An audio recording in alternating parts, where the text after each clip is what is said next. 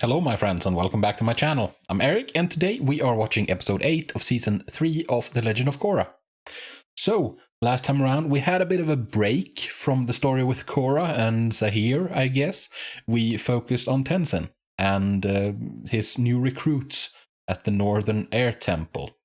It was a very nice little break from everything, I guess. I was very curious as to what they were getting up to. And yeah, we got to see that. Apparently, Tenzin, like, I get Tenzin. I understand him. Like, he is so obsessed with this mission he's been charged with by his dad, by Aang. Because, I don't know, maybe he felt like he was not living up to what Aang wanted of him. He even made mention of something along those lines, like in the previous season, how he felt like a failure when he was in the Fog of Lost Souls or whatever the heck I think it was called that. He felt that he was like a failure. Like his whole mission in life is to try to like revive the airbenders. And like it's all on him. So like there's a ton of pressure on him to do that. And like now that he finally has students, now that he has more airbenders besides just his kids, like he's trying to do too much too soon. Like at the moment it's looking kind of positive. Like with his 3 kids, he has 3 kids that are airbenders, possibly 4 with Rohan, the new one, the baby.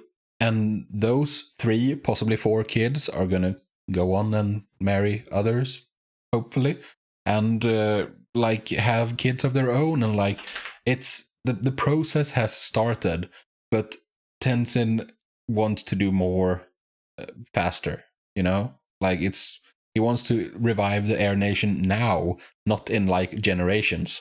So now that he has students, he's like trying to shove everything down their throat instantly. And it's too much, it's too soon. They don't have the attachment to it that he does. And he kind of screwed up a bit. And then he got some terrible advice from Boomy on how to deal with the situation by like, make it even worse for them. Couple this tons and tons of backstory and like histories about airbenders and gurus from the past. Couple that tons of theory with extreme discipline. It's like that's a recipe for disaster if I ever saw one. I think that like all of his students would be very interested to hear what he has to say and the teachings he has to offer them if he made it somewhat relevant to them.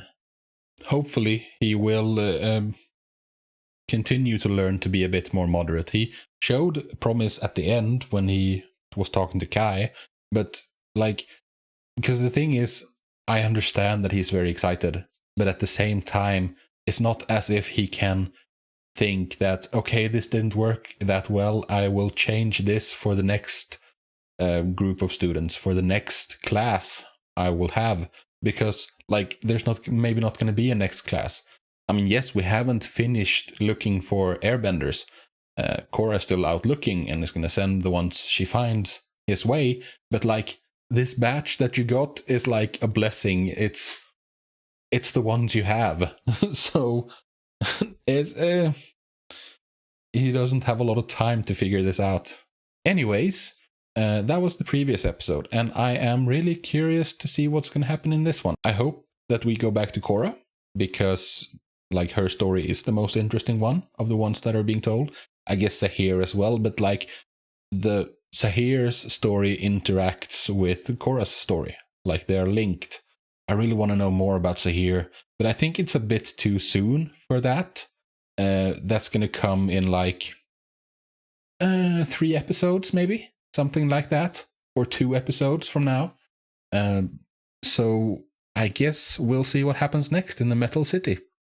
As always, if you want this early and uncut, check out the Patreon. Link is available in the description down below. But with that said, let's dive into episode 8. Korra is now the first metal-bending avatar. Oh yeah, there was that too. Closing in on Zaofu. By his side are the lava bender Gaza, the water bender Minghua, and the combustion bender Pali. But what do these Yeah, I'm not gonna remember their names. Sorry, but I won't. I remember magma, combustion, and water, but that's it.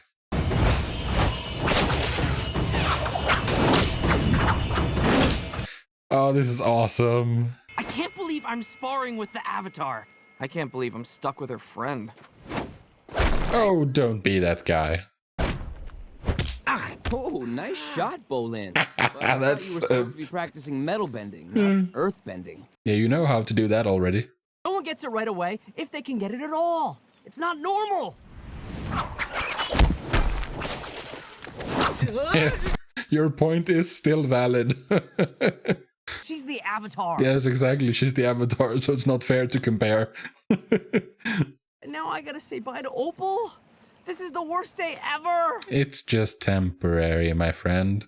Every time I eat raw kale, I'm gonna think of you. You're so sweet. This stinks. We'll be together soon. Yeah, I'm sure you will. Kid, can I give you some relationship advice? No. Well, your loss. Julie, bring the thing. Yeah, I don't know if he's the best at relationships. The only relationship we know he has is with Julie. I can't hear anything. I hate sitting down here. Not because of you. I can tell you're lying. Everyone. Yeah, right, because he senses emotions.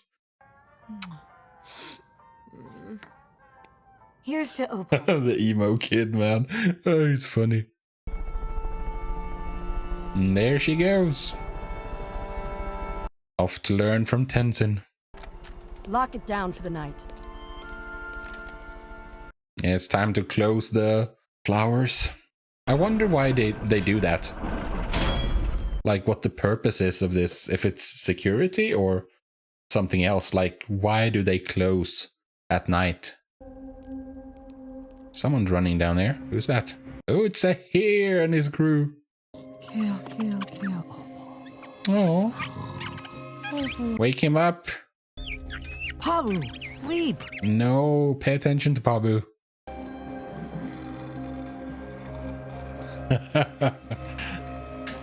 Infiltrating. Yes, maybe Nagas. Oh. Yes, good, Korra woke up.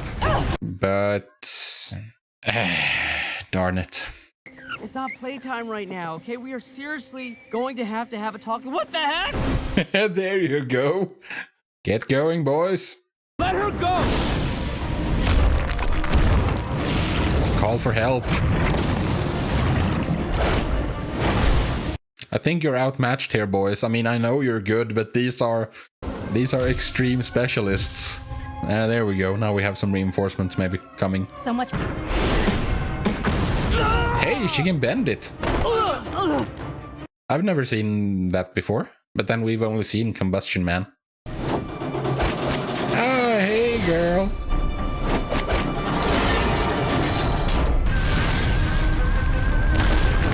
That guy's lava bending. That's awesome. Lee, not good for us. No, it's not great. I understand that you're impressed, though.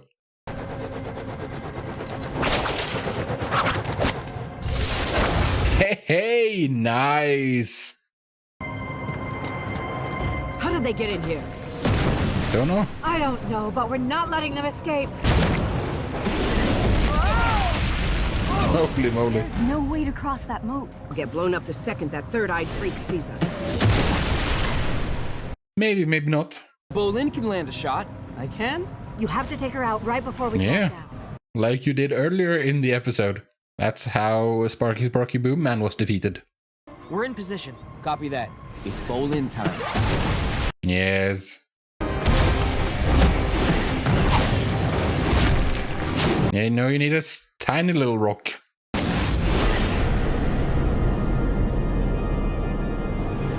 Yeah, she noticed them. It's now or never, Bolin. Yeah. See the tiny rock. That's what you needed. Oh my. There you go.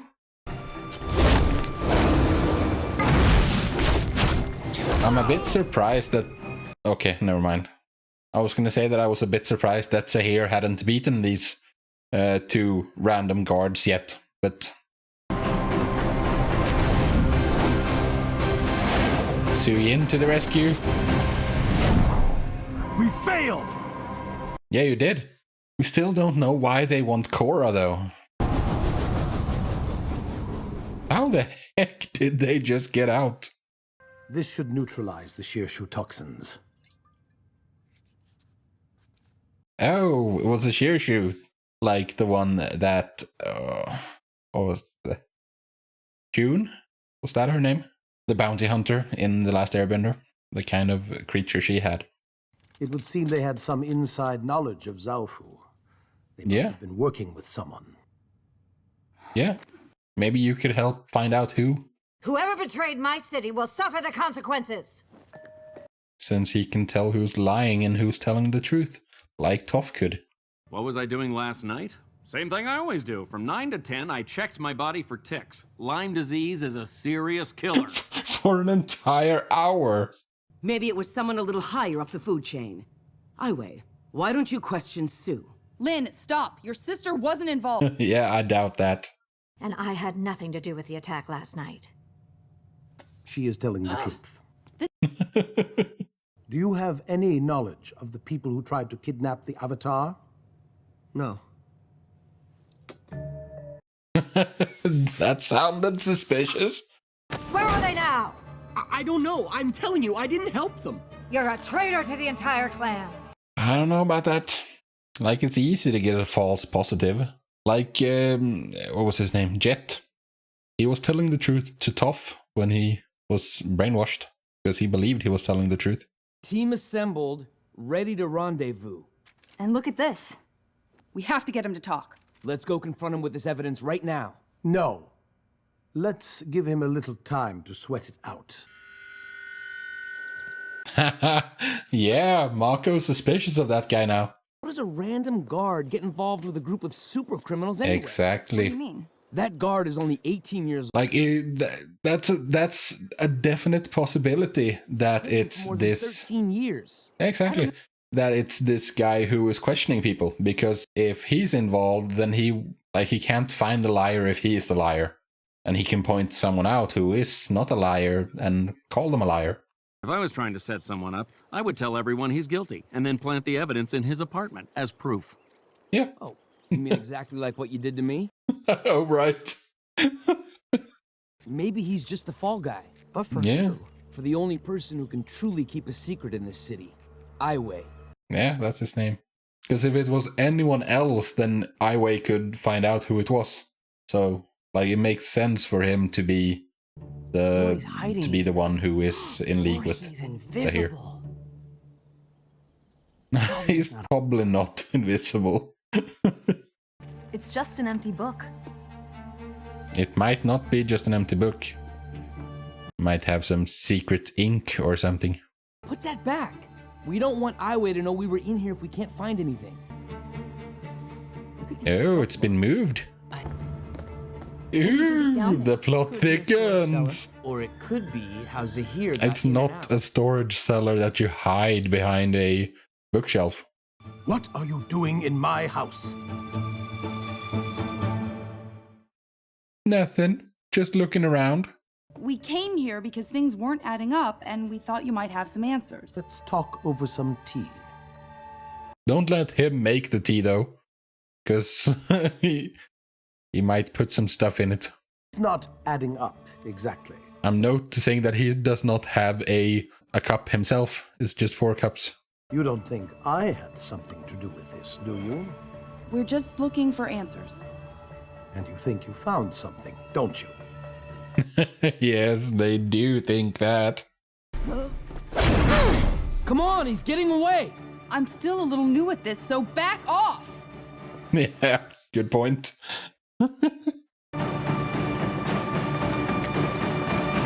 It's nice to see her struggle with something. Oh no.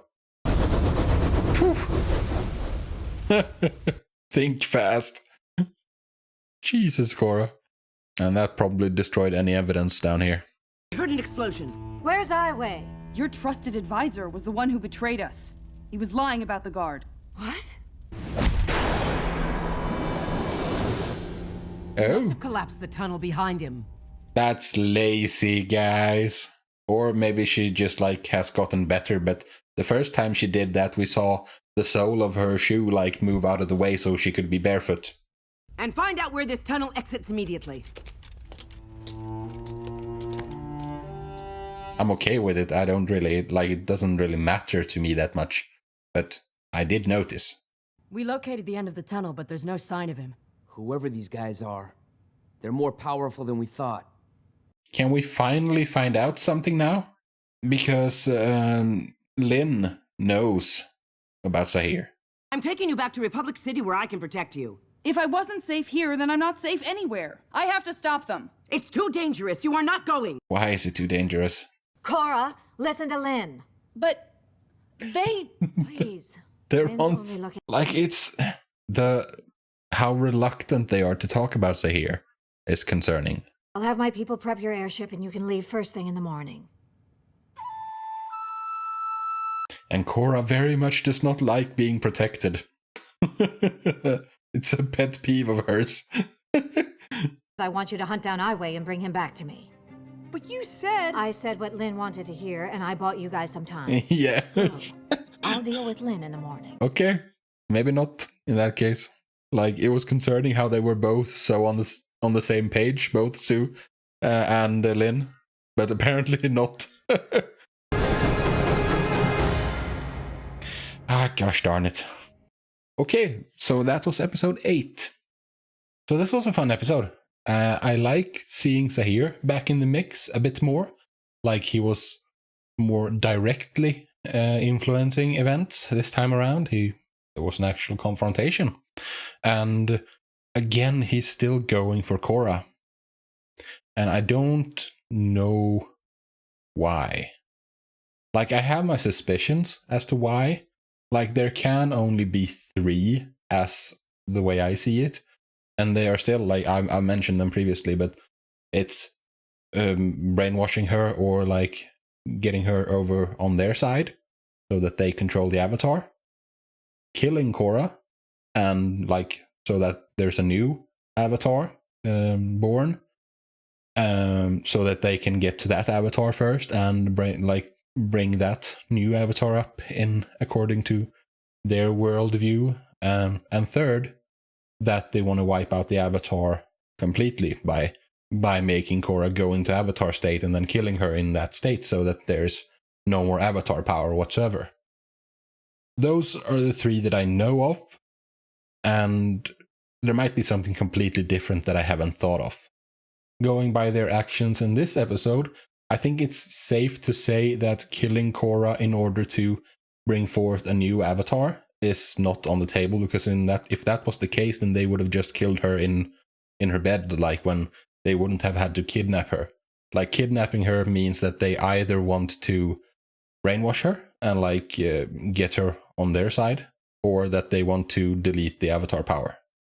We'll see which one it is, but like historically, brainwashing has not worked great in this show or in this universe so far. So like I don't know, there might be something completely different that I have not thought of yet. Like, at this point, we just know their names and their abilities. I don't know, like they said that they've tried to, like, Zuko said that they've tried to like interrogate them for like the entire time they've been in jail, the 13 years, and they've gotten nowhere with them. So, but at the same time, I think that they must know something more than just their names and abilities. And I really want to know what that is. It's always in this show, the villains always have to be such mysteries, like their goals and their, like, it always has to be a mystery. And I appreciate it. I really like the fact that it's a mystery, but at the same time, it's so annoying because I want to know right away. I also appreciate their style. this show has been consistently good at this, as well as The Last Airbender. The Last Airbender, I think, was a little better at it, but this sense, this feeling of figuring out what's going to happen before it happens, that the show is leading you to think certain things, and then those things happen. A great example of this was with the when Toph was pulling scams in season 3, and Katara had to use like her sweat to waterbend when they were in the wooden prison, and then they expounded, they went further with that in the following episode, The Puppet Master, where Katara learned how to bloodbend. So like they're putting ideas in your head and like of events that might be coming, and then they deliver on those events. So they let you as the viewer feel smart for figuring stuff out, when that's exactly what they wanted you to think all along, the showrunners. Like, think about this stuff, and I really like that they foreshadow, that they have clues, that if you look for them, you can figure stuff out. And I actively look for stuff like that, because I want to know if, like, my perception of the show is the one that the creators wanted me to have. Like, am I having the experience that I'm supposed to be having? And of course, I know that all of this is subjective, it's art, and like everyone has different opinions, but it's not really a matter of opinion. It's more like, am I understanding what the show is trying to tell me, is more like. So anyways, enough about that. So we're going after this advisor guy. I think I've already forgotten his name. Alawi, maybe? Where did I get that from? It was something like that. 5 letters. There was an L in there. I think there was A, started with an A. I don't remember, but we're going after him. Maybe he can be the vessel through which we learn about Zaheer. If we catch him, that is. Unless the Zaheer, like, he catches up with Zaheer and his goons get rid of him because he has served his purpose and is no longer useful. So let's just kill him so we don't leave any loose ends. It's awesome though, because things are escalating. And like, we haven't really reached Act 3 yet, I don't think. But we're closing in on it, and I can't wait to see how this develops and like how this wraps up. I'm so curious as to Zaheer and his goals. But that is for a different day. For today, I'm done, and I thank you very much for joining me. Take care, and I will hopefully see you in the next video. Until then, peace out.